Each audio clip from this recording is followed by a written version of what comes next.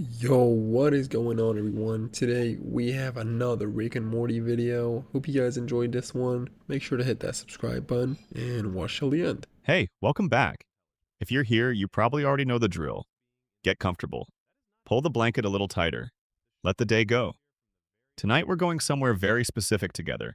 We're diving deep into the world of Rick and Morty, but not in the way you might expect. This isn't a ranking video, it's not a debate. It's just facts. Stories behind the stories. The little hidden things tucked away in the background. The real-world science buried underneath the jokes.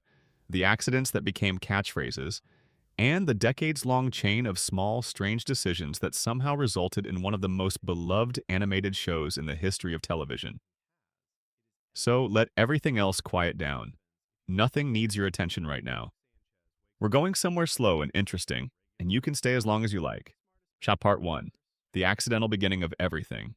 There's something beautifully chaotic about the fact that Rick and Morty exists at all. It didn't come from a pitch meeting. It didn't come from a room full of executives deciding what audiences wanted. It came from frustration, spite, a failed comedy show about Bill Cosby, and a deliberate attempt to provoke a legal fight with a major Hollywood studio. Let's start even earlier than that, though. The year is 2004. A man named Dan Harmon has just co-founded something called Channel 101 in Los Angeles. The concept is simple and a little bit anarchic. Anyone can submit a short pilot film, 5 minutes or less, and a live audience votes on which ones continue as an ongoing series. There are no gatekeepers, there are no development executives, just a room full of people, a screen, and a democratic verdict of a crowd. No network notes, no focus groups, just the immediate reaction of human beings to something they hadn't seen before. Around the same time, a young animator and voice actor named Justin Roiland starts showing up to Channel 101 screenings. He begins submitting his own work, crude, bizarre, deliberately provocative little films that tend to confuse audiences more than amuse them. They are, by most accounts, weird in the specific way that suggests their creator is either a genius or completely untethered from conventional taste. Possibly both. The comedy in these early pieces operates on a register that most people in the room hadn't encountered before. Too specific to be random, too strange to be familiar, too aware of its own weirdness to be accidental. But Dan Harmon doesn't know what to make of Roiland's films at first. Most people in the crowd aren't sure what to make of them.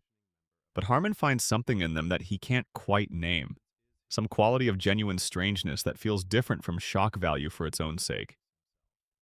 He starts talking to Roiland. The two of them begin an ongoing creative friendship that will, years later, change the landscape of adult animation. But none of that happens yet. What happens next is a cease and desist letter. Justin Roiland had been working on a Channel 101 show called House of Cosbys. The premise was exactly what it sounds like. A man clones Bill Cosby multiple times, and bizarre things happen. It ran for several episodes and developed a small but devoted following. Then lawyers for the real Bill Cosby got involved. The House of Cosbys was shut down almost immediately, and Roiland was suddenly sitting with a creative energy that had nowhere to go and a specific, pointed frustration with copyright law and the way powerful entities could squash small creative projects. It was the kind of anger that either paralyzes people or makes them do something surprising. So he decided to poke a much bigger bear. In 2006, Roiland sat down and created a short animated film called The Real Animated Adventures of Doc and Marty. The content was deliberately, aggressively offensive, a pornographic parody of Back to the Future in which Doc Brown and Marty McFly were depicted in a way designed to provoke a legal response from Universal Studios, the owners of the Back to the Future franchise. Roiland changed the names just enough, Doc Smith and a Hardy McDonald's, to technically sidestep the most obvious legal issues, but the intent was unmistakable.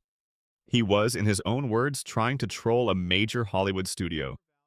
Dan Harmon later called it a bastardization, a pornographic vandalization. Neither of them could have predicted that it would become the seed of a billion-dollar franchise. The film was submitted to Channel 101. The audience's reaction was electric. Here's where something unexpected happened. While Roiland was editing the audio for the short, he became genuinely fascinated by the voices he was performing. He had improvised these two characters, an older, eccentric genius, and his young, nervous companion. And something about the dynamic between them felt alive in a way he hadn't anticipated. That the original provocation was still there, but underneath it, something else was forming. The voices started to feel like they had their own personalities, separate from the Back to the Future characters they'd been based on. He also noticed something he hadn't planned: Rick's burp. In one of the early lines, Royland had belched mid-sentence as an offhand improvisation, and when he played it back, it sounded unexpectedly funny. Not just as a gross-out joke, but as a character note, something that implied the speaker's brain was moving faster than his body could manage, that thoughts kept overflowing the container meant to hold them. He kept it. Royland kept making more shorts. He made 4 of them in total, gradually moving the characters further from their obvious origins. The names changed. The scenarios became more original. And all the while, Royland kept returning to those 2 voices, the gruff, fast-talking older man and the anxious, stammering teenager, finding new things in them each time. He used them in other projects. He used them in promotional materials. They became an in-joke among his creative circle, a recurring bit that kept generating possibilities. Years passed. Dan Harmon went on to create and run Community, the beloved NBC sitcom set, at a community college that developed a fierce cult following, despite never being a mainstream ratings hit. In 2012, Harmon was fired from Community mid-run, famously and publicly. It was a significant creative humiliation, and he was suddenly without a show for the first time in years. The specific circumstances were complicated: conflicts with a cast member, reported clashes with the production company, but the result was simple. Harmon was out. Almost immediately after, Adult Swim, the late-night programming block on Cartoon Network that had been quietly building a reputation for unconventional animated content, approached Harmon about developing a new show for them. Harmon was initially reluctant. He described himself as feeling unsuited to animation, which had always been more of a visual medium than the dialogue and character-driven storytelling he preferred. He didn't have a strong idea to bring to them. He was, by his own account, uncertain whether Adult Swim was even the right home for whatever he might make. So he called Royland. And Royland had an idea.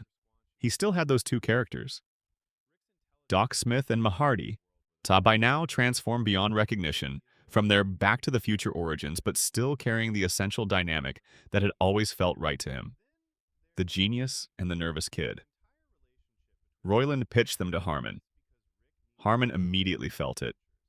The chemistry between the voices, the push and pull dynamic, the philosophical potential of an all-knowing, cynical elder dragging a young, morally grounded companion through a universe that was both miraculous and terrible. It was all there. According to Harmon, the 2 of them sat down on the floor of an unfurnished office, the old community workspace that Harmon had effectively been evicted from, and wrote the pilot in a single session. Royland apparently said, "If you go home now, this could take us 3 months. Stay here tonight and we can write it in 6 hours." And that is what happened. Somewhere between night and morning, on a bare floor with laptops, the show that would become Rick and Morty was outlined, structured, and set in motion. The story of its creation is almost as unlikely as the stories it tells. There were a few key creative decisions made in those early hours that would define the show forever. Harmon had always believed that the best way to make the 2 main characters work across a full-length show was to build a family around them. The dynamic between Rick and Morty was compelling, but it needed grounding. It needed stakes that felt personal and recurring. A family provided that. Messy, flawed, recognizably human people who were trying to hold their lives together while this impossible genius tore through their living room on his way to the next universe. Without the family, while Rick and Morty risked becoming a series of disconnected vignettes, funny, possibly profound, but without the weight that comes from watching the same people pay the cost of their choices over and over again. Adult Swim development executive Nick Weidenfeld contributed another crucial piece. Rick should be Morty's grandfather, not just a family friend or neighbor.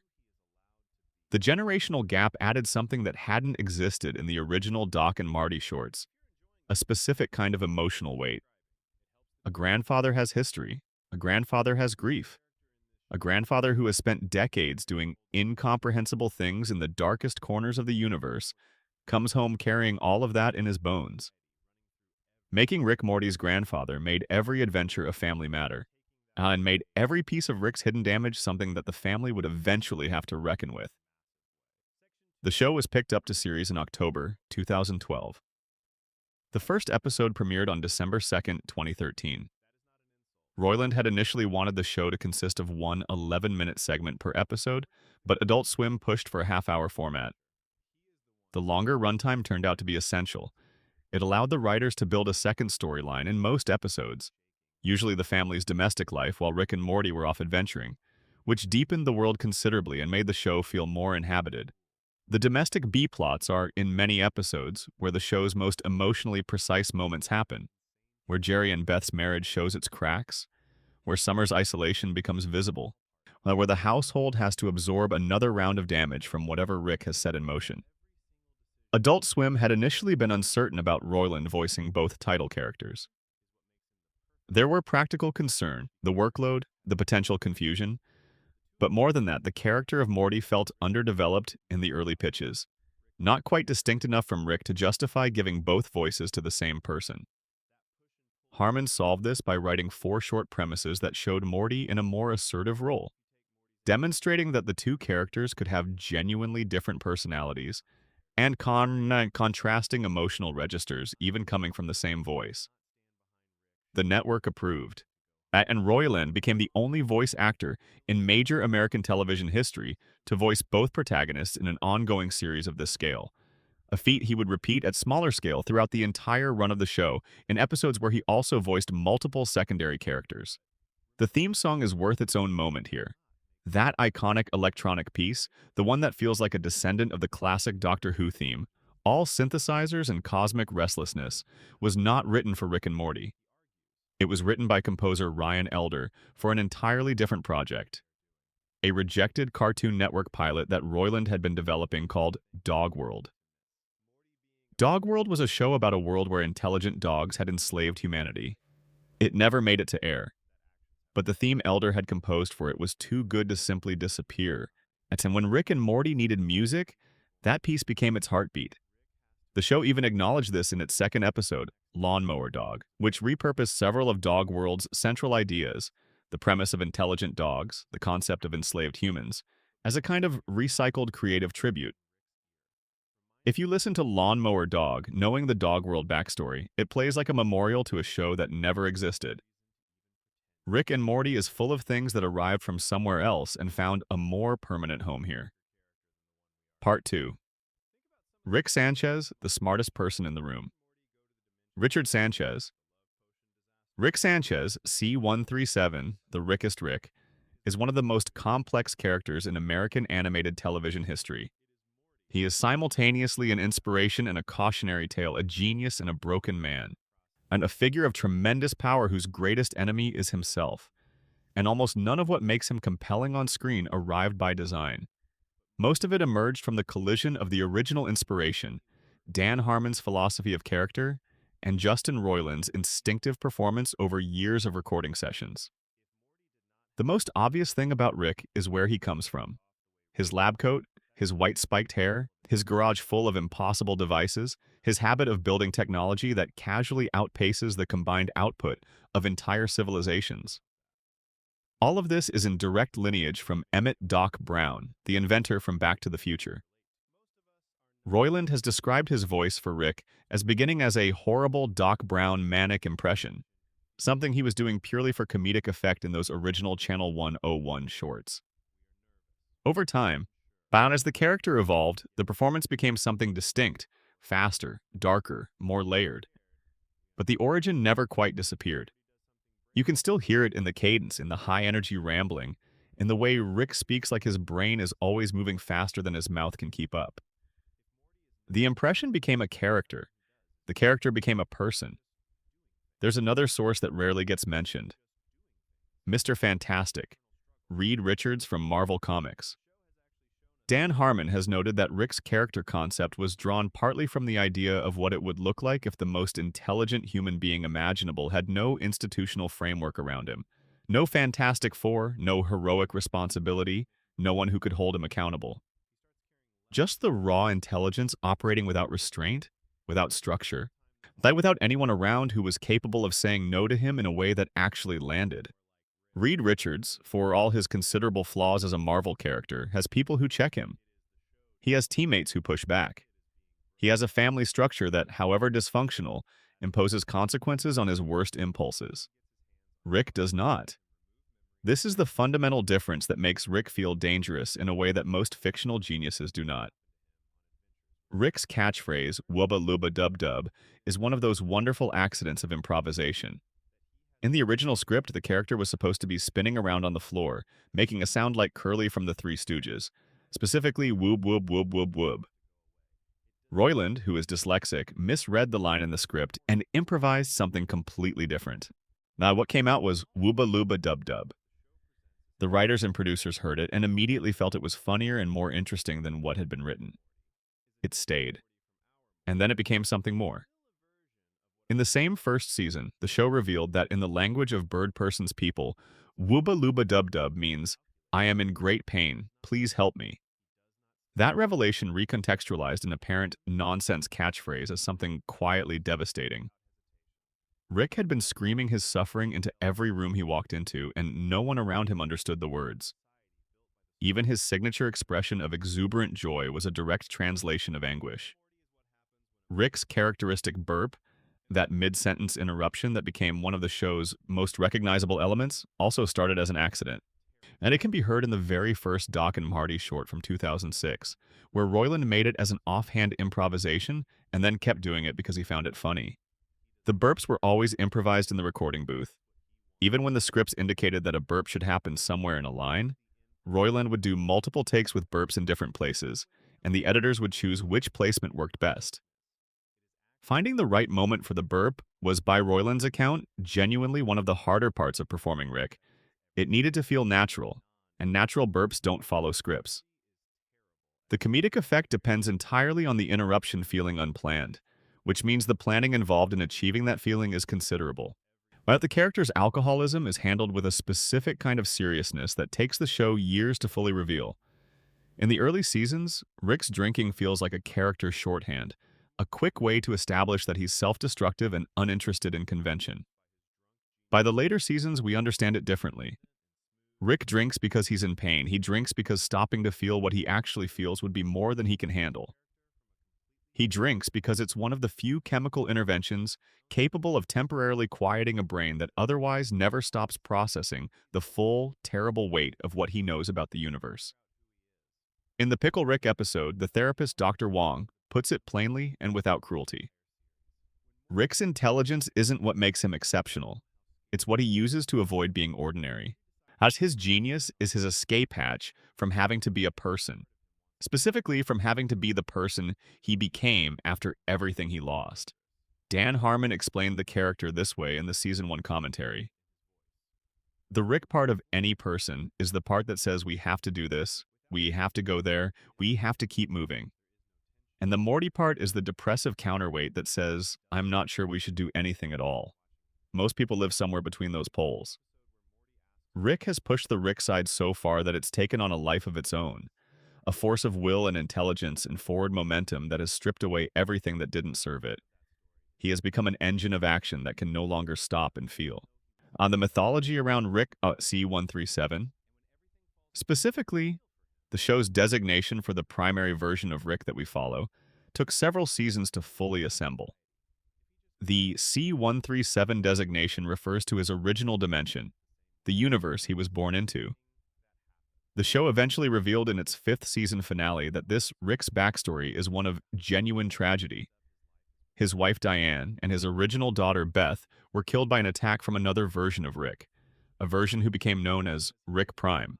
The method was a bomb detonated in Rick's garage. The target was Rick himself. When Rick declined Rick Prime's offer of interdimensional travel technology and chose to stay with his family, Rick Prime decided to punish him for that refusal by taking the family away. He didn't kill Rick, he made Rick live.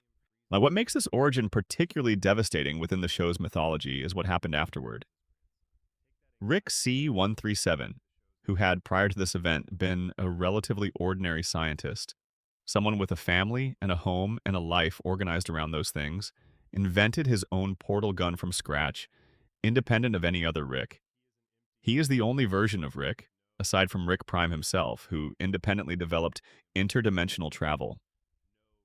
He built it for one purpose: to find his family's killer. He spent decades hunting through the multiverse, killing versions of Rick that might be Rick Prime, gradually losing the parts of himself that had made him want a family in the first place. His grief calcified into violence. His love transformed into a mission. And somewhere in those decades, the man who had loved Diane became the character we meet in Season 1. Brilliant, brutal, chronically dissatisfied with everything, including himself. The show made Rick Prime the physical cause of Rick's damage, but it was the years of pursuit that made the damage into a character. Rick's green color scheme, the portal fluid that flows through his inventions, the bioluminescent quality that clings to parts of his world, was a deliberate visual choice made early in the show's development to suggest something alien about him. Despite looking like a human, despite living in a house with a family, Rick carries traces of places and substances that shouldn't exist. The green is the show's visual shorthand for the multiverse leaking into the mundane. Even his physical appearance has been contaminated by the places he's been. Thus, the detail of Rick's age is interesting and deliberately vague. The show implies that Rick is in his 70s, but it also implies that he has lived through events and experiences that no single human lifetime should be able to contain. The multiverse provides an explanation for this, of course. A man who can move between dimensions is not constrained by conventional timelines. But the show prefers to leave the exact mathematics ambiguous. Rick is old in the way that great grief makes people old, in dimensions that don't show up on any conventional scale. One of the most interesting facts about Rick's intelligence is that the show treats it as a liability as often as it treats it as an asset. His genius is the reason he has enemies across the multiverse. It's the reason the Galactic Federation wants to capture him, not to help the universe, but to exploit his mind for their own military and technological expansion. It's the reason the Citadel of Ricks was built around him and without his full input. And it's the reason Rick can never fully trust anyone, because he can always model exactly how someone is likely to betray him, and the model is usually accurate. The ability to see everything also means being unable to experience anything with the surprise and openness that makes ordinary human connection possible. The show also has a quiet tradition of showing us moments where Rick's intelligence actually fails him. The Cronenberg episode, Rick Potion 9, is the clearest example. Rick's attempt to help Morty is so thoroughly, catastrophically wrong that the only solution available to them is to abandon their entire dimension and inhabit the bodies of their own dead counterparts in a new one. Rick doesn't fix it. Rick runs from it. And in the running, in the burying of their own bodies in the backyard of a house that is theirs and isn't theirs, the show shows us something the genius mythology keeps trying to hide. Sometimes even the smartest person alive just makes a terrible mess that everyone else has to live in. The universe, unlike Rick, does not particularly care how smart you are. Part 3. Morty Smith and the Architecture of Anxiety. Morty Smith was the character that Adult Swim almost didn't greenlight in his original form. In the early pitches, he was too soft, too reactive, too undefined as a personality distinct from Rick. The concern was practical. If one voice actor was going to play both main characters, the two needed to be so different that audiences would never confuse them, not just in sound but in emotional register. What solved this was a decision that seems almost too simple in retrospect. Lean into the anxiety. Make Morty's fear not an occasional character note, but a fundamental operating condition. Make fear the lens through which he processes everything, every adventure, every moral question, every interaction with his terrifying grandfather. And then build a show around what it means to be that kind of person, living that kind of life. Morty is 14 years old. He is, by the show's own assessment, not a strong student. He struggles in school, particularly in science, which gives the show a structural irony. The grandson of the most brilliant scientist in the universe is barely keeping up in junior high. He is nervous around his crush, Jessica. He is embarrassed by his father. He stammers when he talks. He second-guesses himself so persistently that sometimes it looks like a full-body experience. His shoulders hunching, his voice cracking, his whole posture apologizing for the space he's taking up. The character's brainwaves are significant within the show's internal mythology. Rick requires a Morty companion specifically because the particular combination of intelligence and anxiety that defines a Morty's mental activity creates a kind of neural interference pattern that masks Rick's own brainwaves. Rick explains this. A genius like him gives off a very distinct brainwave pattern that makes him easy for enemies to track across dimensions. But when a Morty is nearby, the chaotic, anxious, emotionally turbulent nature of a Morty's thinking creates enough noise to obscure Rick's signal. The most powerful mind in the universe hides inside the most nervous one. There's something deeply poignant about that. Rick needs Morty, not despite Morty's anxiousness, but because of it. The thing that makes Morty feel most inadequate, most fundamentally unsuited to the life he's been drafted into, is precisely the thing that protects both of them. The character's evolution across the show's seasons is one of its most carefully tracked narrative threads. Early Morty is so frightened by basic cosmic horror that he can barely function. He shakes.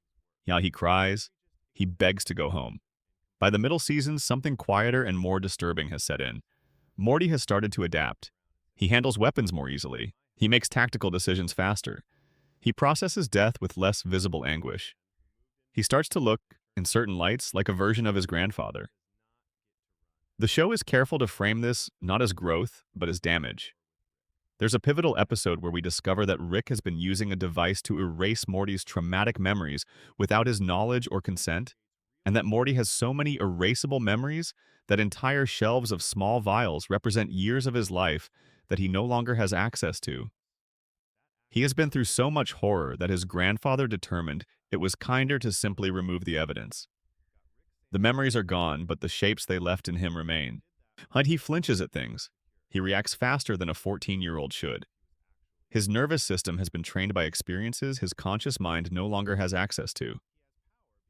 The show's presentation of evil Morty serves as the endpoint illustration of what a Morty looks like when all that anxiety is not merely managed, but surgically removed. Evil Morty doesn't stammer, he doesn't panic. He plans precisely and over the very long term, without visible emotion. He is calm in a way that reads not as serenity, but as absence. The specific calm of someone who has burned through every version of caring, and is now operating on pure calculation. He is a Morty who decided at some point that feeling things was what kept getting him hurt. The show uses evil Morty to make an argument about Morty's anxiety that feels almost counterintuitive. The fear isn't the problem. The fear is, in an oblique way, what keeps Morty human. It is the fear that makes him hesitate before doing something terrible. It is the fear that keeps him capable of registering the weight of consequences. A Morty without fear is evil Morty. And evil Morty, for all his considerable achievement, has left a trail of corpses through several dimensions. The real-world parallels to adolescent anxiety and trauma are something the show has never shied away from. Harmon talked about the Rick and Morty dynamic as representing something like the internal conflict between the directive, ambitious part of a person and the frightened, avoidant part. Most people watching the show have felt something like what Morty feels. That gut-drop certainty that things are about to go wrong, that the situation is already beyond their control, that the person they're following has no idea what the consequences of their decisions are going to be and doesn't particularly care. That recognition is what made audiences fall in love with Morty. He's not passive, really. He's terrified, which is different. Terror and passivity look alike from the outside but feel entirely different from the inside. Part 4. The Smith family's quiet catastrophes. The rest of the Smith family, Beth, Jerry, and Summer, could have been background characters. The genius of Rick and Morty is that the writers gave each of them their own specific damage, their own particular wound, and then let that wound inform every scene they appeared in. Jerry Smith, voiced with tremendous commitment by Chris Parnell, is the show's most relentlessly humiliated character. He is also one of its most deeply human ones. Jerry's defining quality is his insecurity, a bone-deep, ever-present awareness of his own ordinariness that expresses itself in everything from his failed advertising career to his neediness in his marriage. The character was almost voiced by Bryan Cranston during the early stages of production. Cranston apparently auditioned for the role of Jerry. The show went with Chris Parnell, a decision that proved definitively correct. Parnell's performance threads an extraordinarily narrow needle, making Jerry genuinely pathetic without ever making him unwatchable. There's a warmth underneath the incompetence, a stubbornness that occasionally manages something almost like dignity. Parnell finds all of it. What makes Jerry fascinating on a structural level is that the show never lets him be entirely without worth. He is the butt of almost every joke in the Smith household. Rick mocks him openly and constantly. Beth questions the marriage repeatedly. Even his children are visibly embarrassed by him, and yet Jerry keeps surviving. He has navigated alien planets. He has talked his way out of situations that would have destroyed more capable people. And in one of the show's most significant moments, he got Rick Sanchez kicked out of the house simply by forcing Beth to choose. Jerry, the man nobody takes seriously, exercised the specific power of a person who knows what they have to lose and is willing to use it. About that moment, Rick actually leaving, showed that beneath all the humiliation, Jerry has been sitting on a genuine form of leverage the entire time.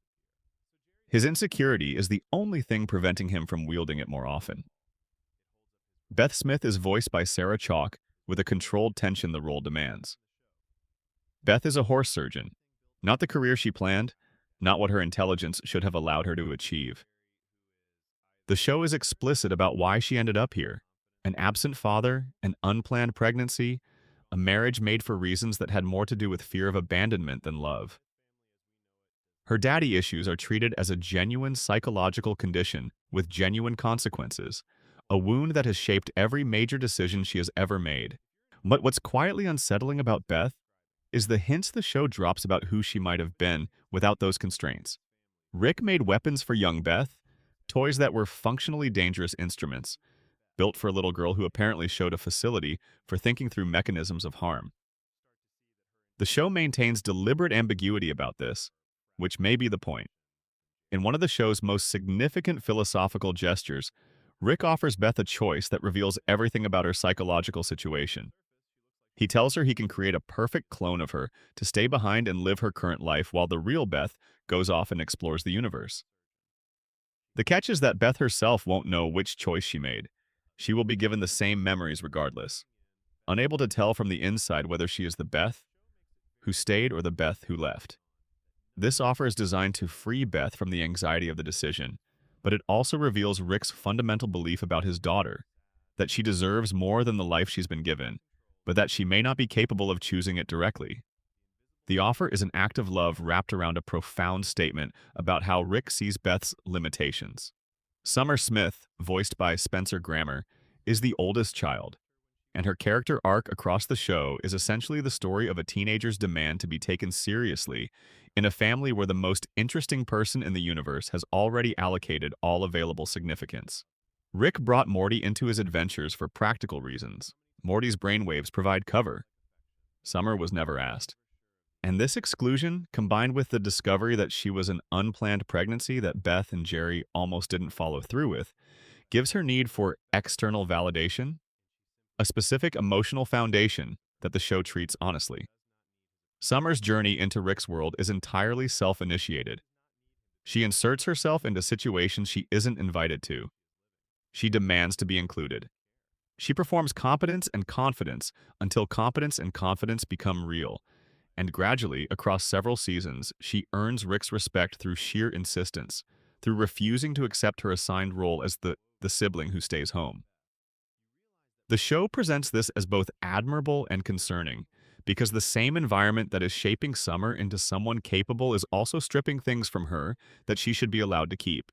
The family dynamic as a whole mirrors the kind of system many families develop around a person with Rick's particular combination of gifts and dysfunction.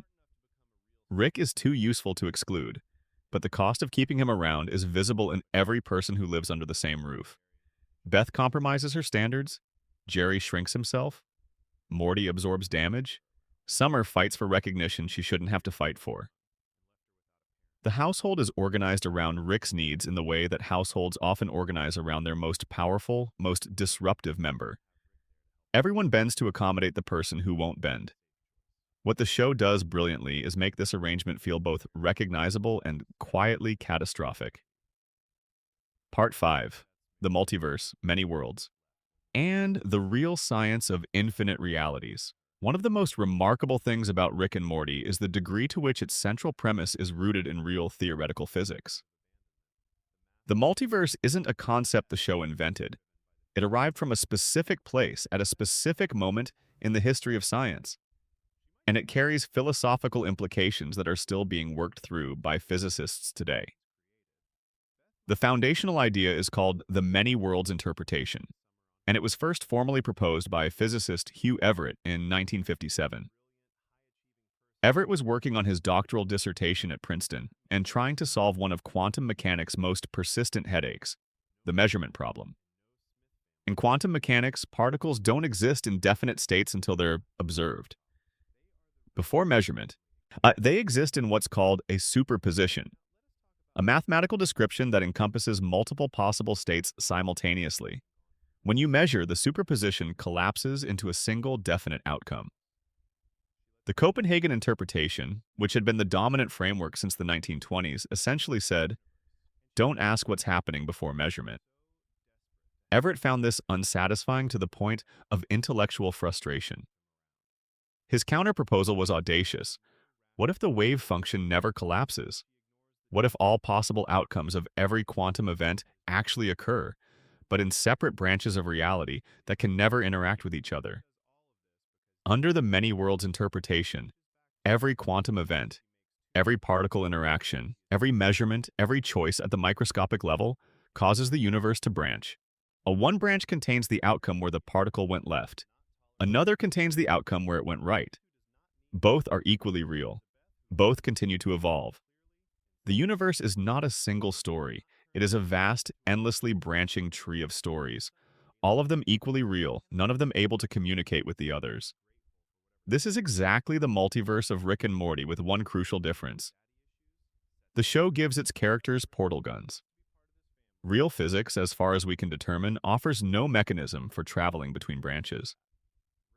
Once a quantum event causes decoherence, the process by which a quantum system becomes entangled with its environment and loses its quantum coherence, communication and travel between the resulting branches becomes physically impossible. Rick's portal gun is, from a physics standpoint, the show's single biggest concession to impossibility. Everything else, the infinite branches, the slightly different versions of familiar worlds, the existence of alternate selves who have made different choices, follows directly from actual quantum mechanical theory. What makes the show's use of this framework genuinely sophisticated is that it doesn't just use the multiverse as an excuse for variety.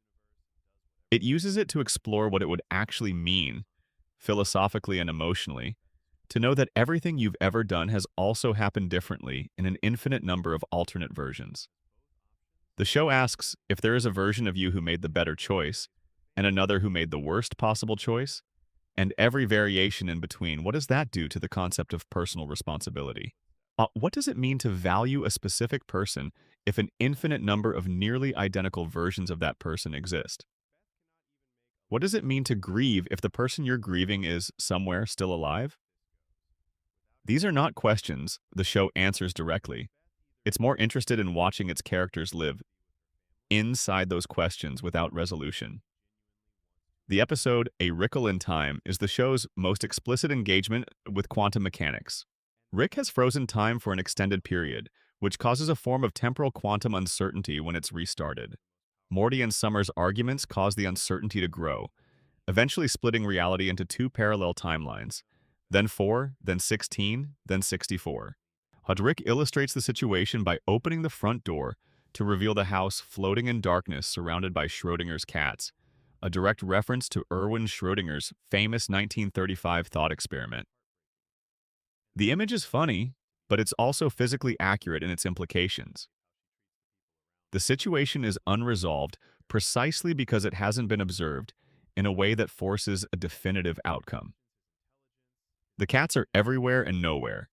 The timelines are all real until something collapses them. The simulation theory gets its moment in the episode M. Night Shame Aliens, where Rick and Jerry find themselves trapped inside a simulation inside another simulation. A nested artificial reality constructed by aliens trying to extract Rick's scientific knowledge. Now, Nick Bostrom's simulation argument, which proposes that if civilizations can create realistic simulations and tend to run many of them, the vast majority of conscious beings in existence are likely simulated rather than real. Gets a comedic but structurally accurate treatment. The show's willingness to engage seriously with this possibility, to treat it as a real epistemological problem rather than a throwaway premise, is part of what gives it an intellectual texture that most animated shows don't attempt. The show's understanding of cosmological inflation provides the framework for why there would be so many different universes at all. In the inflationary model, quantum fluctuations during the universe's earliest expansion period could have produced bubble universes that each evolved differently. As Rick and Morty simplifies this cosmology by making alternate dimensions primarily differ in human-scale choices and circumstances, rather than in fundamental physical constants. Otherwise, the adventures would quickly become unnavigable for storytelling purposes. But the scientific scaffolding is real, and the show deserves credit for building on it, rather than simply invoking alternate dimension as a magic phrase. Part 6. The Citadel of Ricks and the Politics of Genius. The Citadel of Ricks is one of the most ambitious world-building achievements in the show's history, and it operates on multiple levels simultaneously. On the surface, it's a satirical city-state populated entirely by alternate versions of Rick and Morty from across the multiverse. Beneath that, it's a sharply observed allegory about power structures, inequality, and the way institutions that form for good reasons can calcify into instruments of control. The Citadel formed from a simple, understandable impulse. Rick is the most dangerous individual in any universe he occupies. The enemies he accumulates across his dimensional travels are both numerous and formidable. At some point, the various Rick Sanchez's scattered across the multiverse came to a pragmatic conclusion. Cooperation served their individual survival better than isolation.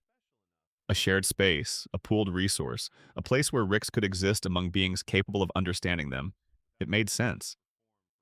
The terrible irony is that the institution built by fiercely independent thinkers to protect their independence became one of the most conformist societies in the multiverse. Rick C-137 was apparently instrumental in the Citadel's original formation. This is significant because it's the same Rick who eventually came to despise the Citadel almost more than any of its external enemies. He described it as a contradiction in terms, a group of supposedly independent thinkers who had chosen to form a collective, to conform, to submit to institutions and rules. In Rick's view, a Rick who needs a Citadel has already compromised something essential about what makes a Rick a Rick. The creator of the cage is now the Citadel's most wanted criminal. The social structure that developed within the Citadel became one of the show's most effective satirical targets. Rick's ended up at the top. Morty's ended up at the bottom. Morty's school existed to teach Mortys how to be better sidekicks. Mortytown was the segregated neighborhood where Mortys who had been separated from their Ricks could live, marginalized and largely ignored by the Rick-run government. Even the Ricks at the bottom of the Citadel's social hierarchy, the factory workers, the service laborers, cling to the belief that being a Rick makes them better than every Morty in the multiverse. Their self-worth depends on this hierarchy. Remove it, and they'd have to find something else to be. Evil Morty's backstory operates as the story's moral center of gravity. A Morty who became aware of the central finite curve, the hidden structure that Rick C-137 and a group of early Ricks had constructed to wall off the portion of the multiverse where Rick was always the dominant intelligence. Now, Evil Morty understood something that almost no other Morty had grasped. The game was rigged. The entire multiverse they existed in had been engineered to keep Ricks on top and Mortis in service. Evil Morty's response is the show's most fully realized character arc. He didn't rage or despair. He planned. He identified the structure of the system that was oppressing him and determined the single most efficient way to dismantle it. He entered the political system, ran for president of the Citadel on a platform of reform, won an election that the incumbent Ricks laughed off because a Morty winning was inconceivable to them, and then used his presidential power to access the Citadel's dimensional drive and use it to punch a hole through the central finite curve. At his yellow portal gun, the distinctive color signifying access to dimensions outside the curve, becomes the show's most potent visual symbol, a door into a part of existence that had been deliberately hidden from every Morty that had ever lived. The central finite curve's first mention occurs in the Season 1 episode, close Rick counters of the Rick kind, where one of the council members refers to Rick C-137 as, of all the Ricks in the central finite curve, the malcontent, the rogue. At the time, it sounds like meaningless technobabble. Years later, when the show revealed what it actually was, those early references became retroactive Easter eggs, proof that the mythology had been planned far further in advance than the show's episodic, often apparently chaotic structure suggested. But the Citadel episodes represent the show working at the level of genuine political satire. Slower, more contemplative, interested in observation rather than adventure, functioning almost as documentaries of a fictional society whose recognizability makes it uncomfortable to watch. Part 7. Bird Person, Loyalty, and the show's emotional anchor. Bird Person is, by total screen time, a minor character. He appears in a handful of episodes across the series run, and yet he functions as one of the show's most emotionally significant presences. The character whose existence does more to illuminate who Rick actually is than almost any other element. Their friendship began at an alien music festival. This detail, revealed when Rick ventures into Bird Person's mind in the 5th season, that gives the relationship an origin that feels right. Two people in a chaotic, chemically heightened environment, bonded by shared experience before either of them knew who the other would become. Rick, Bird Person, and their mutual friend Squanchy eventually formed a rock band called The Flesh Curtains, with Bird Person as lead vocalist. Whatever else Rick is, whatever damage he has accumulated across decades of interdimensional violence, he was once someone who was in a band with his friends, who played music, who had a life that contained joy of the most ordinary kind. The photographs on Bird Person's wall tell this story better than Rick ever does himself. The three of them fought together against the Galactic Federation as part of a rebel organization. Whilst Bird Person has described their wartime activities as including atrocities committed in the name of freedom, a qualification that suggests the resistance was not simply heroic but genuinely morally complicated. Bird Person's acknowledgement of this, his willingness to name what they did as atrocities, even while defending the cause it served, reveals something about his character that Rick's version of events almost never provides: the capacity for honest self-assessment. The wedding episode, The Wedding Squanchers Die, is one of the most emotionally demanding sequences the show has ever produced. What begins as a celebration, a rare moment of genuine happiness for a character whose life has been defined by loss, becomes a trap. Tammy Getterman, Summer's friend from high school who had been dating Bird Person for 2 seasons, reveals herself mid-reception as a deep-cover agent of the Galactic Federation.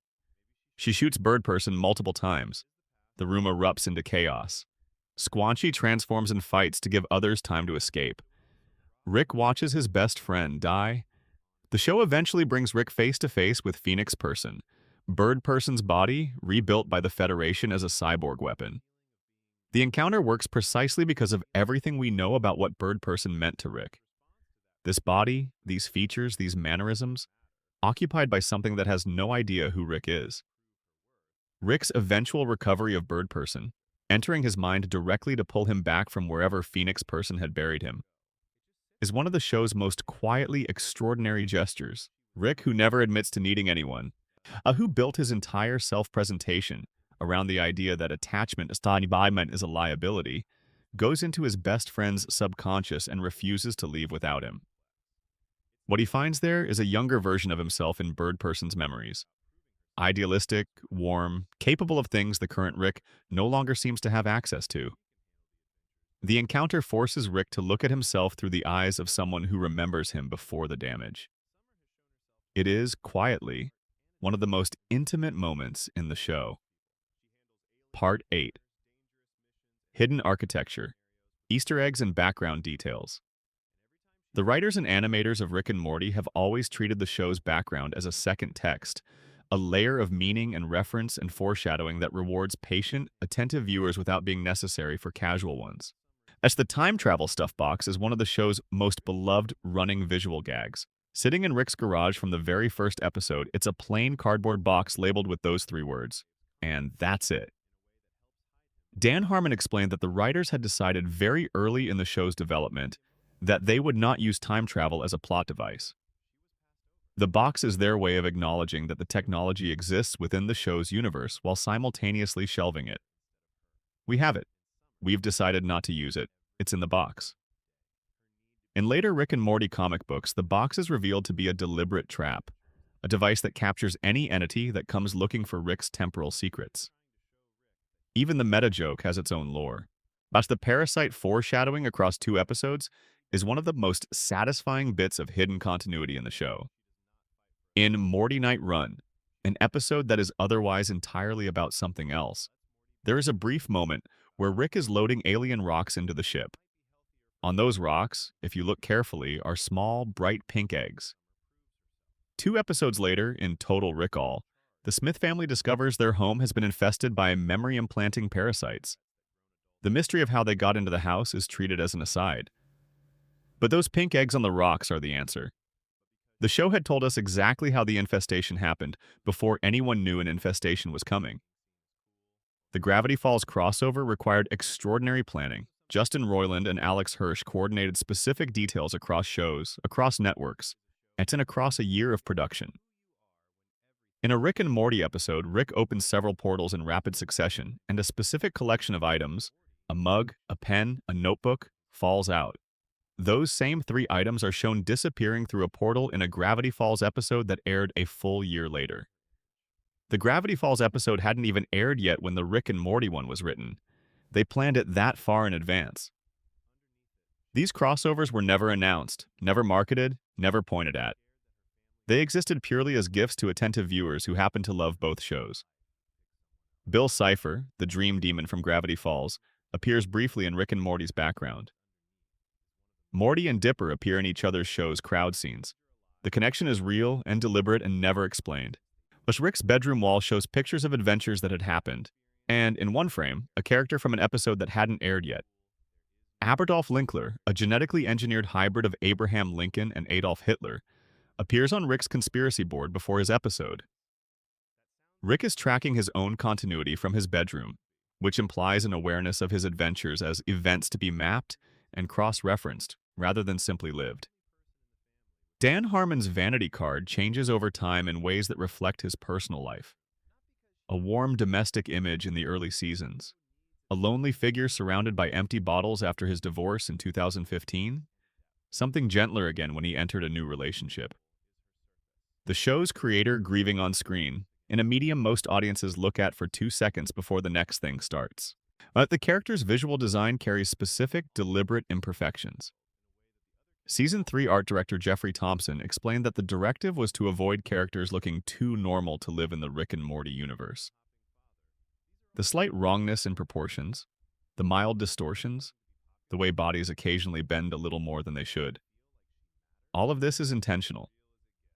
Normalcy is a kind of fiction, and the show's visual language insists that everything carries some trace of the fundamental strangeness of existence. The W-shaped mouth, which appears on Morty and other characters when they're distressed or confused, is a direct homage to The Ren and Stimpy Show. Roiland named Ren and Stimpy as one of the most formative influences on his understanding of what animation could do. He was 12 when it premiered, and it shifted his sense of the medium's expressive possibilities permanently. The specific facial expression, Ren's characteristic droop when things go wrong for him, became a visual quote embedded in Rick and Morty's design language. The truth tortoise in Morty's Mind Blowers, played in reverse, says, "I'm a beetle. Paul is dead." It's almost certainly Roiland's voice, processed and reversed. Whether it means anything beyond an absurdist gag is deliberately left open.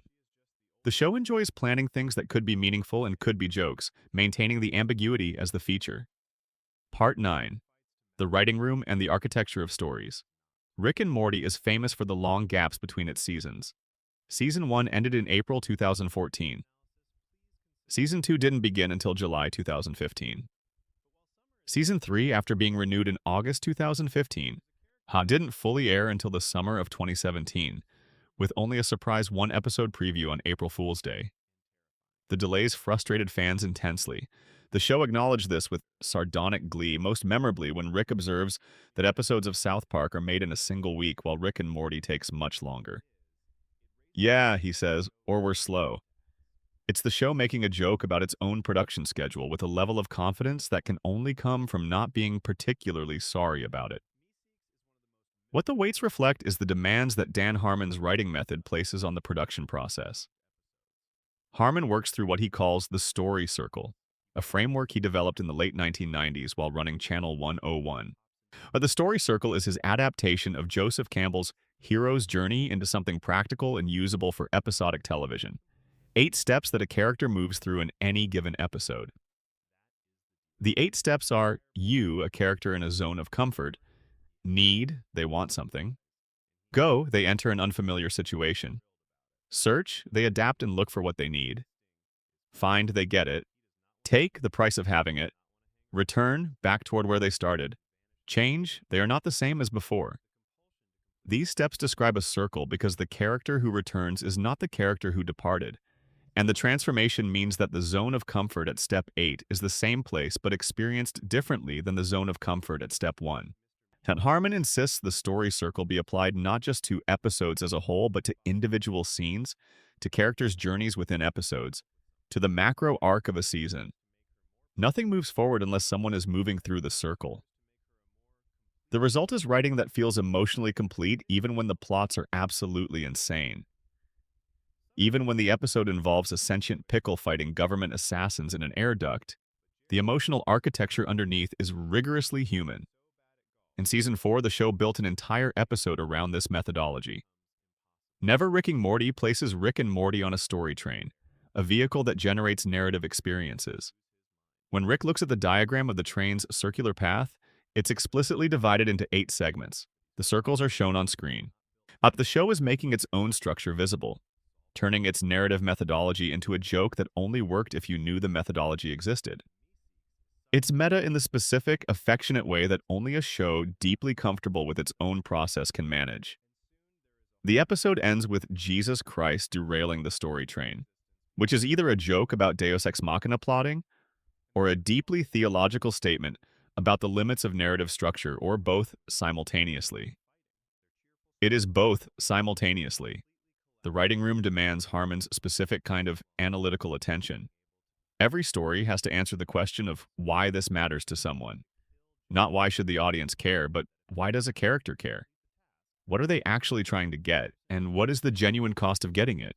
The scripts go through multiple iterations before recording, with story logic and emotional beats discussed in as much detail as the comedy. The show's reputation for being smart doesn't come from references to science or philosophy. It comes from this commitment to emotional honesty as the baseline beneath every joke. The improvisational layer that Roiland added in the recording booth was significant to the show's texture during its first 6 seasons. Roiland did multiple passes through each episode's dialogue, first recording all of Morty's lines, then recording the conversations between Rick and Morty, then recording Rick's standalone dialogue. During each pass, he would do the scripted version and then do improvised variations. These riffs would be transcribed and incorporated into revised scripts. As for particularly challenging scenes, Harmon reportedly sometimes encouraged Roiland to record while actually having a drink. This practice was documented in a behind-the-scenes video released by Adult Swim. The version of Rick that emerged from those recording sessions carries something that can't be entirely written: the specific quality of a performance that has dissolved some of the distance between the performer and the character. When Roiland was removed from the show in early 2023, the transition to Ian Cardoni as Rick and Harry Belden as Morty was handled with speed that surprised nearly everyone. Their performances were close enough to the originals that many viewers reported being unable to definitively identify the difference in casual viewing. And what became clear afterward was that the transition had been managed in part through a shift in process. The improvisational quality was incorporated into the scripts themselves, with the stammers, mid-sentence tangents, and burp placements written directly into the text. What had been discovered in performance became designed in writing. Neither Cardoni nor Belden record together. They record their lines separately, in different sessions, and the editors assemble the conversations in post-production. The fact that the performances sound like two people responding to each other in real time is a testament to both the actors' abilities and the editorial skill that assembles their separate sessions into coherent scenes. By part 10, the Szechuan sauce and what it revealed about the show, no moment in Rick and Morty's cultural history is stranger or more revealing of its fandom's intensity than the Szechuan sauce incident of October 2017. The setup is clean. The third season premiered on April Fool's Day 2017 as a surprise. Adult Swim simply began looping the episode repeatedly without announcement. The episode was The Rick Shank Rickdemption, and its opening minutes featured Rick in a memory simulation, reliving his life, culminating in a visit to a McDonald's in 1998 where he orders chicken McNuggets with Szechuan dipping sauce. The sauce had been a real, limited-time promotion tied to the release of Disney's animated film Mulan in 1998.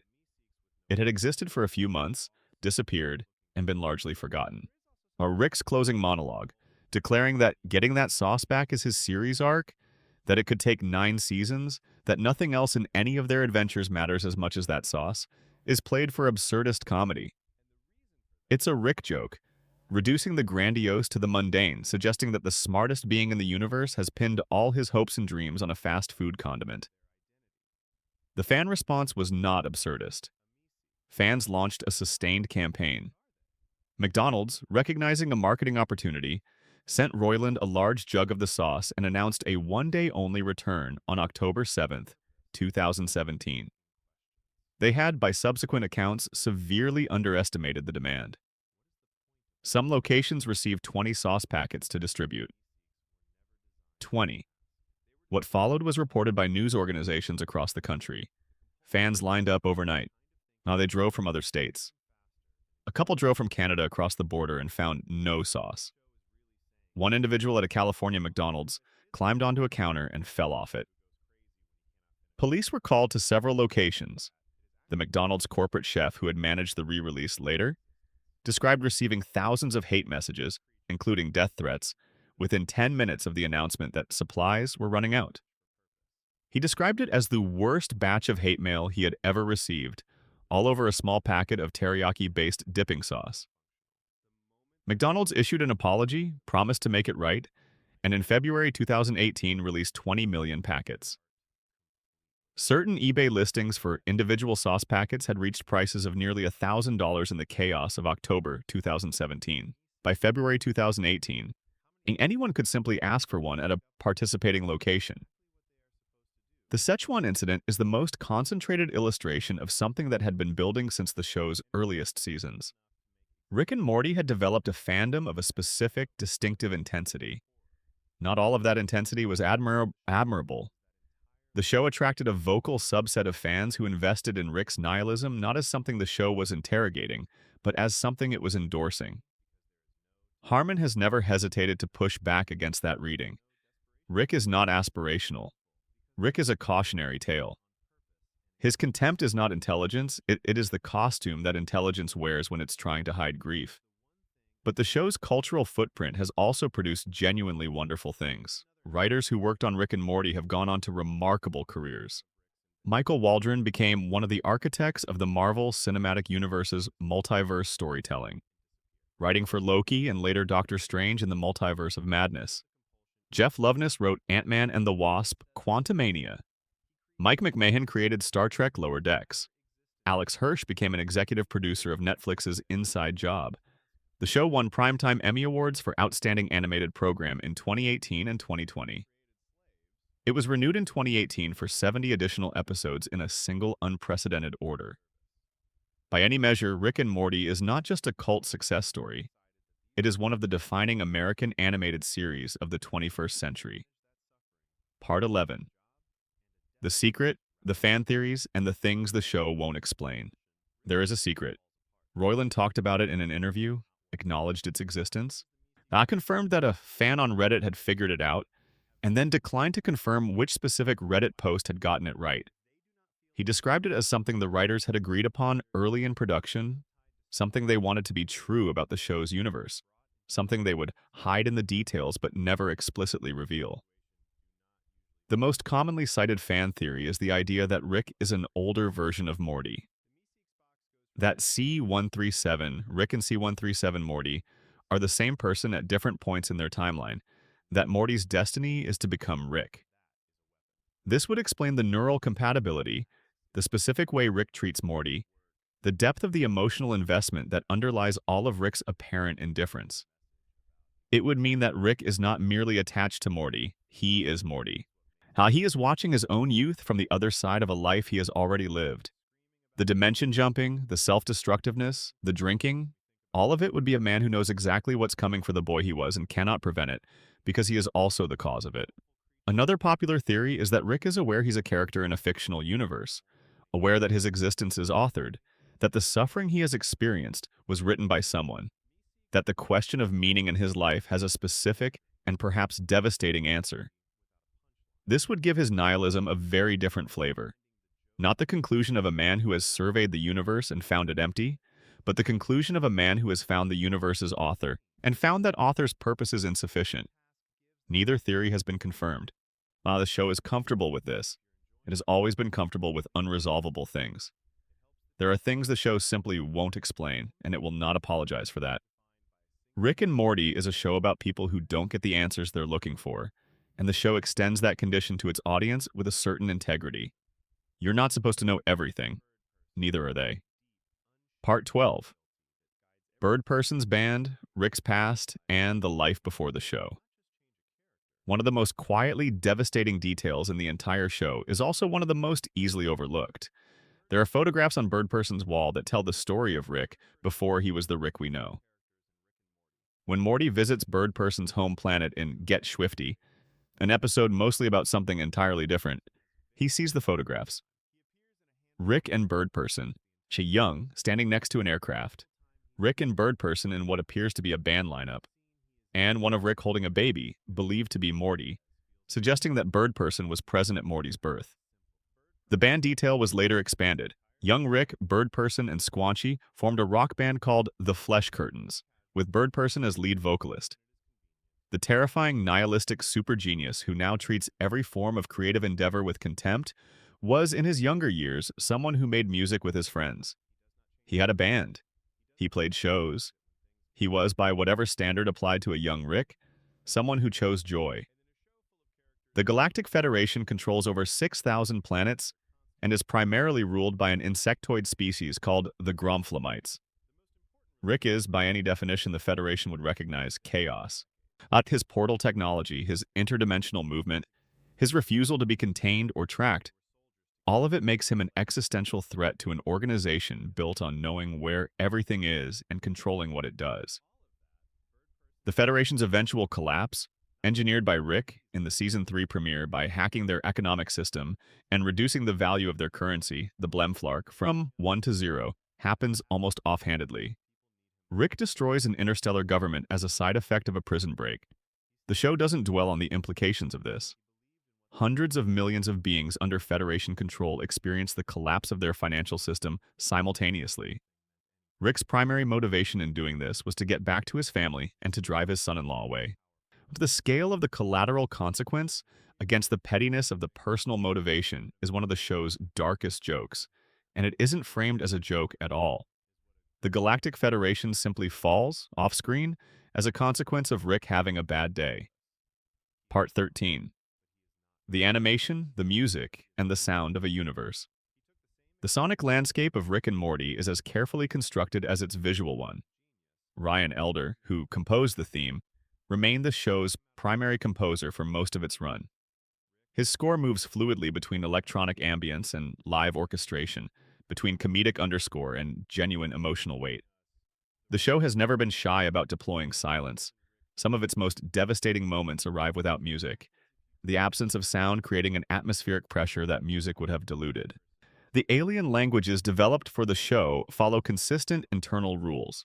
Patient fans who have assembled lexicons report that several background signs in the show's alien environments contain legible jokes or references that are never acknowledged in the main narrative. The show plants these as rewards for the kind of viewer who feels that watching once is never quite enough. The sound design team developed specific acoustic signatures for the portal gun and the portal itself. The green swirl of interdimensional travel has a characteristic sound that the show built from layered synthesized tones and processed natural recordings. It's recognizable and distinct from any other piece of science fiction sound design. Specific enough to be identifiable in isolation, complex enough to suggest depth and scale. So the portals don't just sound futuristic, they sound wrong, in the specifically interesting way that things from outside normal experience should sound when they intrude on the everyday. Animation-wise, the show is produced at Bardell Entertainment in Canada, with each episode going through multiple stages from script to storyboard to rough animation to cleanup to final rendering. The visual style sits in the middle of multiple influences. The Simpsons' rounded, family-friendly character design, Ren and Stimpy's willingness to distort and express, the precise, controlled line work of classic comics in certain action sequences.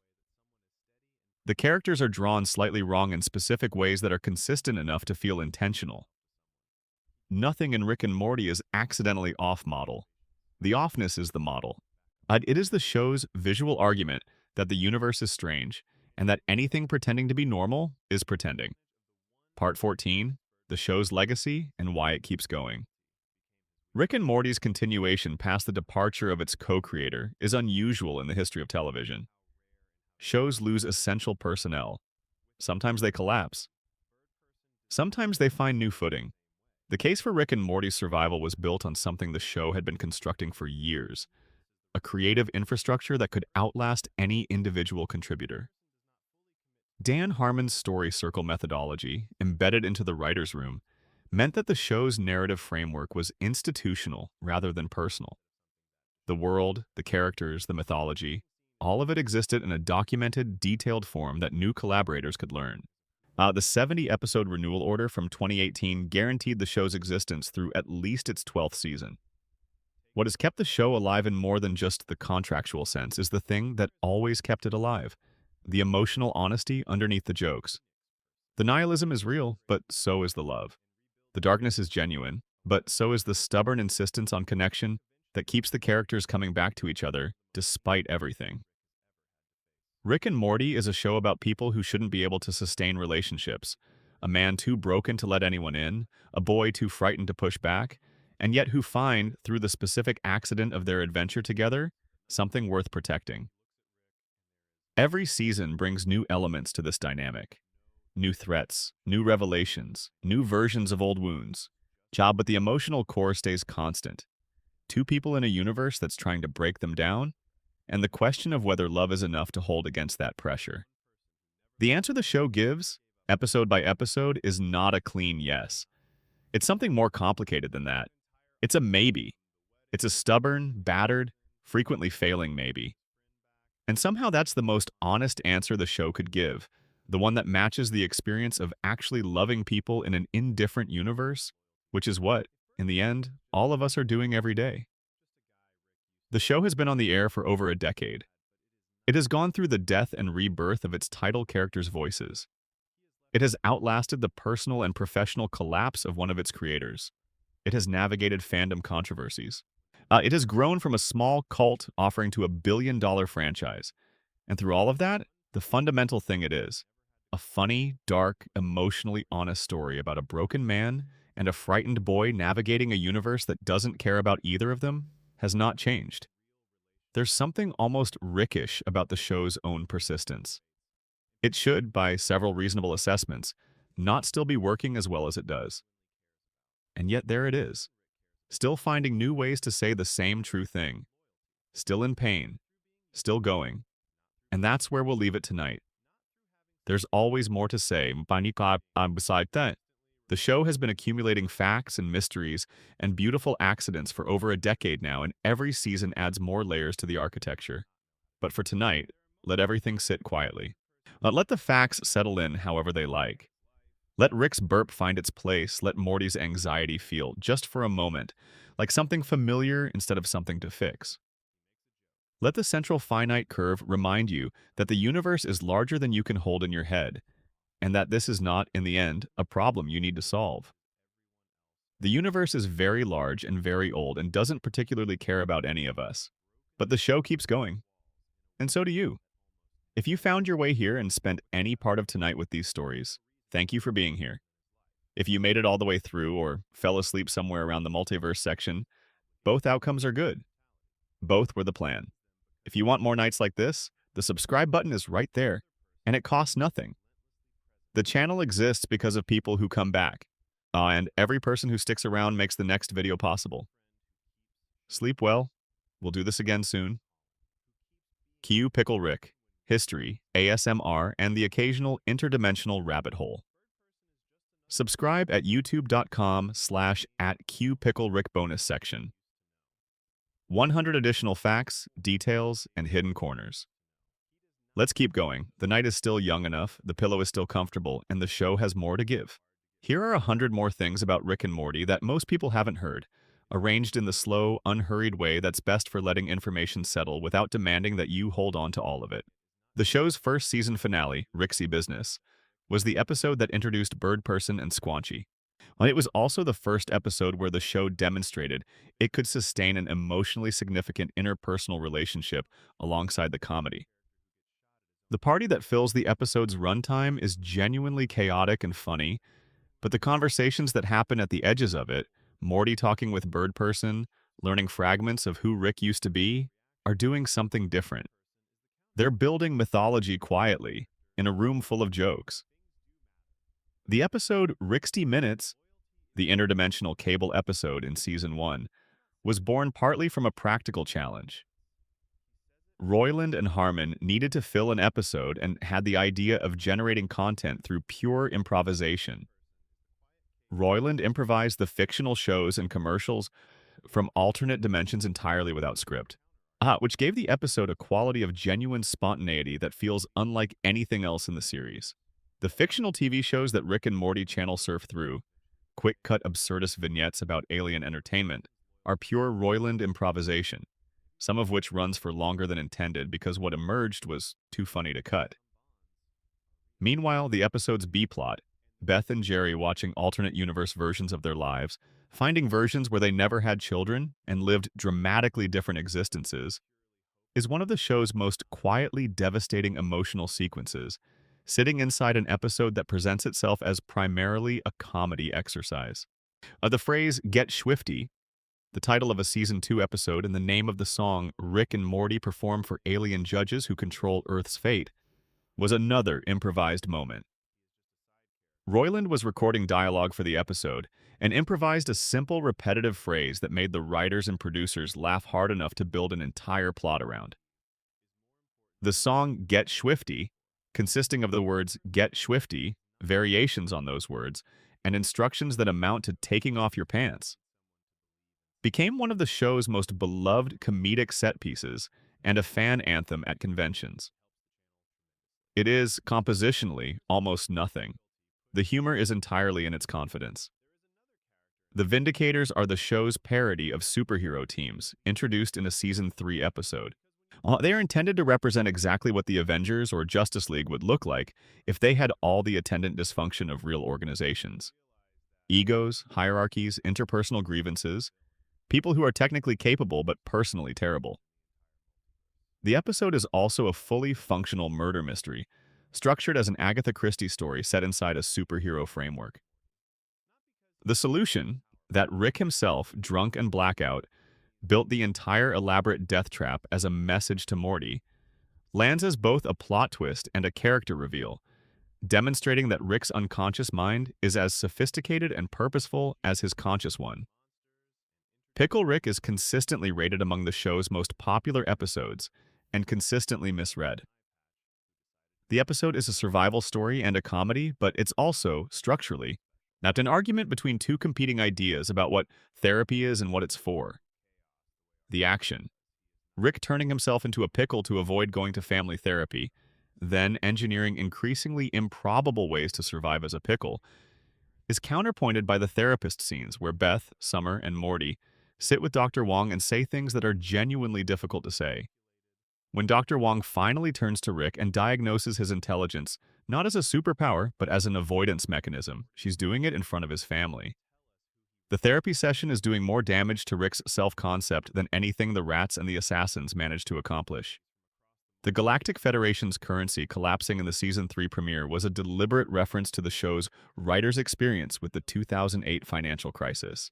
Of the absurdity of a currency becoming worthless, because one person changed a number in a database, the Blemflark going from 1 to 0, maps directly onto the abstract constructed nature of financial systems. The show made this point by reducing the entire destruction of an interstellar government to what is essentially a single line of hacker code.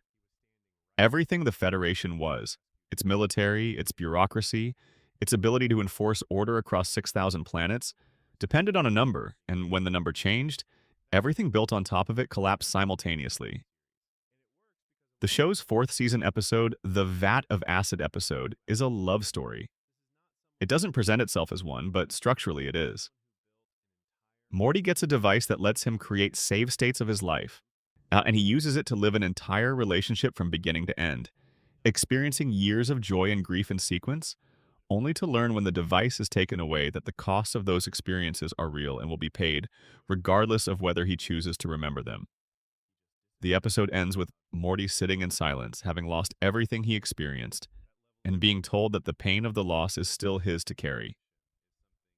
It is one of the show's most precisely observed emotional arguments. That experience changes you, whether you hold on to it or not. Memory is not the same as impact.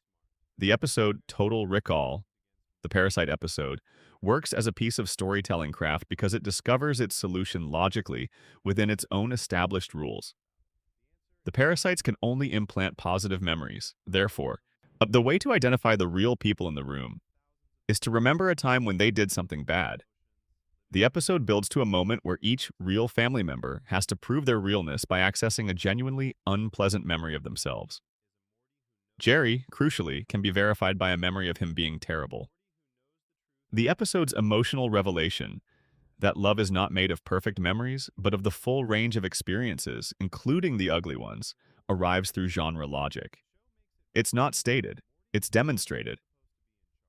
The Mr. Meeseeks episode, Me Seeks and Destroy, works as a piece of comedy architecture because the Meeseeks exist to illuminate something about the nature of purpose.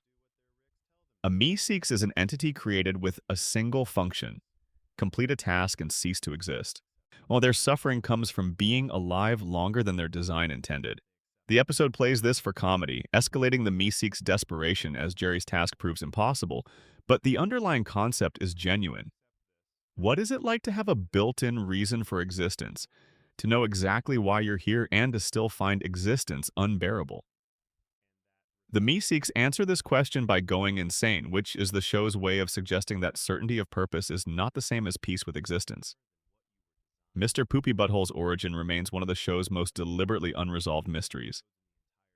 He was shot in the Parasite episode by Beth, who couldn't identify any negative memory of him and assumed he must be a parasite. He turned out to be real. He recovered.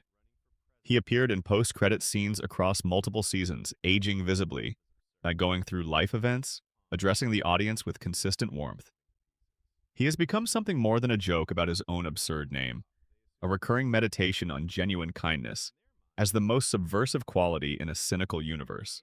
The show has declined to explain where he came from or what he is. His existence is maintained as an open question, which is either a deliberate mystery or a joke at the expense of fans who want answers. The show would like you to know that it doesn't see a difference. The interdimensional cable episodes are structured around a deliberate production choice. The fictional alternate universe television programs that Rick and Morty watch are not written in advance but improvised during recording.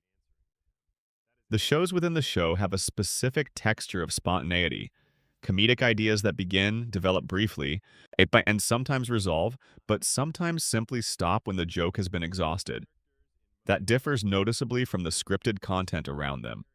Roiland's improv extends to full characters within these fictional shows, voices that are distinct from both Rick and Morty and from each other, emerging fully formed in a single recording session and never revisited.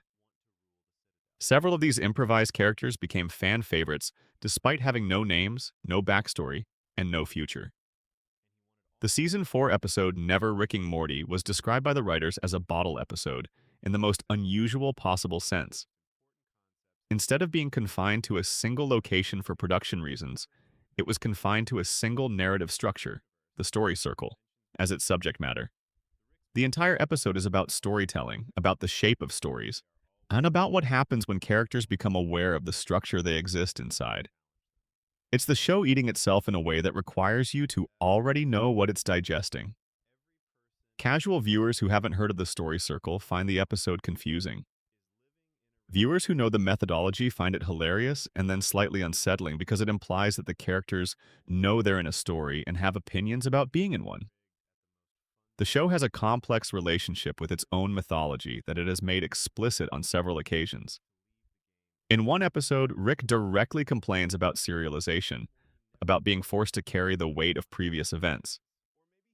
The show wants the freedom to be episodic and the weight of being serialized, and it holds both simultaneously in a way that makes longtime viewers feel richly rewarded and occasional viewers feel like they might be missing something. Both feelings are correct. You are rewarded for watching everything. You can also enjoy individual episodes without knowing anything. These two experiences of the show coexist without canceling each other out. The Galactic Federation's prison, where Rick is held at the start of Season 3, is designed as a commentary on how systems of control manage exceptional individuals. The prison can't simply kill Rick, he's too valuable. But it can't simply keep him either, because no conventional containment works on someone who can think his way out of any box. The solution the Federation tries, a mind-reading simulation designed to trick Rick into revealing his portal gun formula, is the most sophisticated approach they have, and it fails not because Rick is stronger than the system, but because Rick is better at Rick's weakness than the Federation is. He hacks the brain-reading device by giving it something more compelling to read. A fabricated memory so detailed and emotionally rich that it overwhelms the system designed to extract a specific truth. The show's use of post-credit scenes is an underappreciated element of its storytelling. Many episodes include post-credits content that is either a punchline to something set up earlier, a piece of foreshadowing for future episodes, a character moment that recontextualizes what we just watched, or a complete non sequitur that only makes sense if you've been paying attention to details the episode didn't call attention to. Watching Rick and Morty without the post-credits scenes is watching a significantly different show, one that's funnier and more emotionally coherent in certain ways, but one that's missing a whole layer of the text. Beth's horse surgery career is treated by the show as genuinely skilled work, even while being presented as a sign of her unfulfilled potential. The show never mocks the actual surgery. What it mocks, what it interrogates, is the path by which a person who could have been a surgeon became a horse surgeon. The specific contraction of possibility that happened when Beth made her choices without having the support or guidance she needed to make different ones. Horse surgeons exist. They perform skilled, important work. The show's argument isn't that Beth's career is worthless. It's that the reasons she ended up there were worth examining honestly. Jerry's brief period of competence during the episode where he's taken to an alien resort, under the impression that he has been specifically selected as a remarkable specimen of humanity, produces one of the show's most incisive moments about confidence and performance. Jerry, believing he is special, acts special, and his actions have positive effects. The competence is real, while the premise that produces it is false. When the false premise is removed, and Jerry learns he was chosen by mistake, the competence disappears. The show is making a point about how much of human capability depends on the stories we're told about ourselves, and on how fragile those capabilities are when the stories change. Summer's first significant adventure episode, where she accompanies Rick and the results of her competence surprise everyone, including herself, is structured as a deliberate inversion of the Rick and Morty dynamic. Where Morty's anxiety makes him useful to Rick, brainwaves, but uncomfortable to be around, constant fear. Summer's social intelligence and adaptability makes her useful in different ways. She negotiates, she reads rooms. She performs different versions of herself for different audiences in ways that Morty cannot. These are skills developed by someone who has spent years being the overlooked child in a family organized around someone else's genius. They are coping mechanisms that turned into actual capabilities. But the show respects this transformation without excusing the damage that made it necessary. The Council of Ricks, in its original presentation, functions as a parody of governmental bodies that convene to manage threats and end up being the threat themselves. The council was presumably formed for good reasons: mutual defense, shared resources, the practical advantages of cooperation among the universe's most powerful individuals, and has become exactly the kind of rigid, self-interested institution that most Ricks would claim to despise. Rick C-137's contempt for the council is partly genuine principle, and partly the anger of someone who helped build something that then disappointed him. He made the Kayaya. He refuses to live in it. He refuses to acknowledge that refusing to live in it doesn't mean the cage doesn't exist. Now, the episode Morty's Mind Blowers is a bottle episode in the sense that it takes place almost entirely in a single room, Rick's hidden memory storage facility. But it's a bottle episode about everything the show has done before. The erased memories it presents are adventures that didn't quite work, moral failures, moments of genuine horror, things that Morty needed to not carry anymore. The episode is the show acknowledging its own accumulation. The weight of all the terrible things that have happened to these characters is real, and the show has been tracking that weight even in episodes that seemed to exist in isolation. When the memories start playing back, they feel earned, because the show has been quietly earning them for seasons. The specific relationship between Rick and the Smith family before the events of the show, when Rick was gone for the years and decades when Beth grew up without him, is one of the show's most significant gaps. We know Beth drew Rick into family photos with crayon. We know she yearned for him. We know his absence shaped everything about who she became. But the specific circumstances of Rick's departure, the exact moment when he chose his research and his grief over his daughter, is never fully shown. The show holds this gap as a wound rather than a mystery. Some things don't need an explanation. They need to be felt. The show's approach to death is one of its most unusual qualities. Characters die regularly, sometimes major ones. And the show doesn't always treat those deaths as permanent or significant. This creates an atmosphere of genuine narrative unpredictability. Because the show has established that death is reversible under certain circumstances, because it has shown that alternate universe versions of everyone exist, the stakes of any given death are uncertain. But the show also periodically insists on deaths that land with full weight. Bird Person's wedding, certain moments in the Citadel episodes, the original Dimension's population being abandoned. And these moments hit harder because the show has trained its audience to not take death seriously. When it insists on taking one seriously, the contrast does the work. The show's most consistent structural joke is the callback. Almost every episode plants something in its first act that becomes significant in its third, usually in a way that requires you to have been paying slightly more attention than comedies usually demand. The show trusts that you were paying attention. If you weren't, the joke still works at a surface level. But the callback structure means that the episode is always twice the episode it appears to be. The one you watch the first time, and the one you watch when you know what's coming and can see the mechanism being assembled. Rick and Morty is a show that genuinely improves on rewatch. Not because you miss things, but because understanding the structure changes how you experience the individual pieces. The alien species in the show are often constructed around a single exaggerated quality taken from human society and followed to its logical extreme. The Gazorpazorpians, the species produced by a sex robot that Morty accidentally impregnates, have a society entirely organized around gender and the specific, horrifying consequences of that organization being imposed at scale. The episode uses this alien society as a way to examine patriarchy and matriarchy without being able to be accused of being about any specific real-world society, because both the society and its specific form of dysfunction are so obviously exaggerated as to be clearly illustrative rather than documentary. The Meeseeks box is one of Rick's inventions that most clearly illustrates his relationship with the suffering of created beings. The Meeseeks are creatures he designed to exist only long enough to complete a task. Had he built the compulsion to serve into them, and the relief of non-existence as the reward for that service. This is, from almost any ethical framework, a horrifying thing to do to a being capable of suffering. The show knows this. It acknowledges it in the episode most clearly through the horror show that the Meeseeks become when their task cannot be completed and they're forced to exist beyond their intended lifespan. But it also refuses to condemn Rick for the invention, because condemning Rick for anything requires a moral framework that the show is suspicious of applying consistently to anyone. The Meeseeks box is just another thing Rick built. Whether it was a good thing to build is left for you. The show's title sequence is not just credits, it's a narrative space. The images that flash by during the opening sequence change slightly from season to season, incorporating events and characters from episodes that have aired since the show began. Longtime viewers can date their entry into the fandom by which images they recognize and which ones are new to them. The sequence functions as a kind of cumulative mythology summary.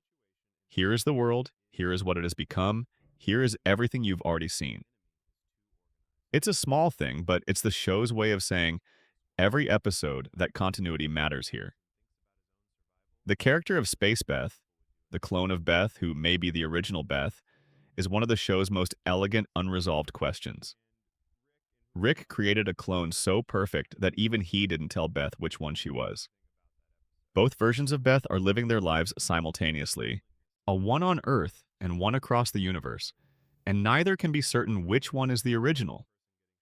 The show uses this to examine what original even means when the copy is functionally identical.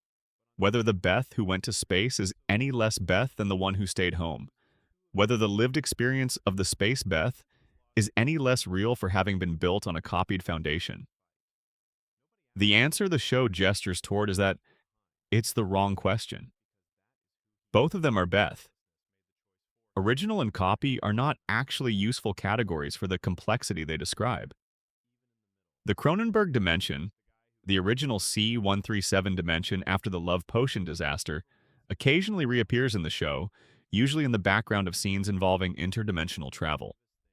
The inhabitants of that dimension, and all mutated beyond recognition by Rick's failed experiments, have been dealing with their world without Rick for seasons now. The show treats their occasional background appearances as dark jokes, but if you follow the implications, there's something more. A group of beings who survived a catastrophe caused by a god-equivalent figure who then simply left, who have presumably had to rebuild civilization around their mutations, who have had to find ways to be people in bodies that don't look like people anymore. Rick and Morty abandoned them. They are still there. The show's relationship with nihilism is more complicated than it appears. Rick articulates nihilist positions constantly. Nothing matters, everything is meaningless, love is a chemical reaction. Morality is a story we tell to avoid confronting the void. These positions are not endorsed by the show. They are presented as Rick's positions, which the show is careful to distinguish from the show's positions. The show's position, expressed through its structure and through the characters who push back against Rick's worldview, is closer to this. Nihilism is a conclusion available to an intelligent person surveying an indifferent universe, but it is not the only conclusion, and people who embrace it too completely tend to use it as justification for harm they want to cause anyway. Rick's nihilism is real, but it is also convenient. It gives him permission to do things he would otherwise have to feel guilty about. And the show premiered to modest ratings and built its audience through a combination of critical word of mouth and Adult Swim's willingness to run marathons and late-night blocks that introduced new viewers to the show in concentrated doses. By the end of its second season, Rick and Morty had become one of the most talked-about shows in American television, generating analysis and theory and artwork at a scale that most cable shows never approach. The growth felt organic because it was. The show found its audience rather than being marketed at one, and the audience that found it tended to evangelize with a specific intensity that made it hard to remain casually aware of Rick and Morty. You either didn't know about it or you had someone in your life who wouldn't stop talking about it. The show's connection to H.P.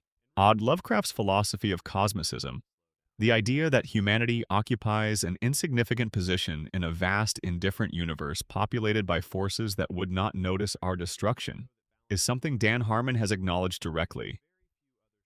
Lovecraft's horror came from the incomprehensibility of the cosmos, from the terror of realizing that the universe has no particular interest in human existence. Rick and Morty takes this premise and finds something other than pure horror in it. Yes, the universe is vast and indifferent.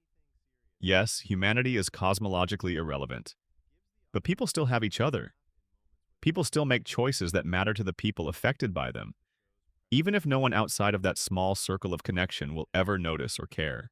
But the show's emotional argument is not that the universe matters, but that the people in it do, to each other, and that this is both insufficient and also enough. The show has been renewed through its 12th season.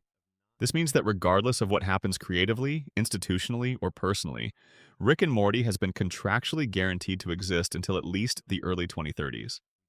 Whether the show maintains the quality of its best seasons across that extended run is an open question. Whether it can continue to find new things to say within its established mythology is an open question. But it will be there. The lights in the garage lab will be on. The portal gun will be charged. Rick will find new ways to say everything he's been trying not to say since the show began. But Morty will find new reasons to be afraid that turn out to be reasons to be brave. That's the show. That's what it always was and what it keeps being. A drunk genius and a terrified kid making their way through the wreckage of a universe that built nothing to help them, only each other. Sleep well now. Let the multiverse go on without you for a while. It'll be there when you wake up. All of it, every version of it, the infinite possibilities of an infinite existence pressing against the walls of whatever room you're in right now. The walls hold. They always hold. That's enough.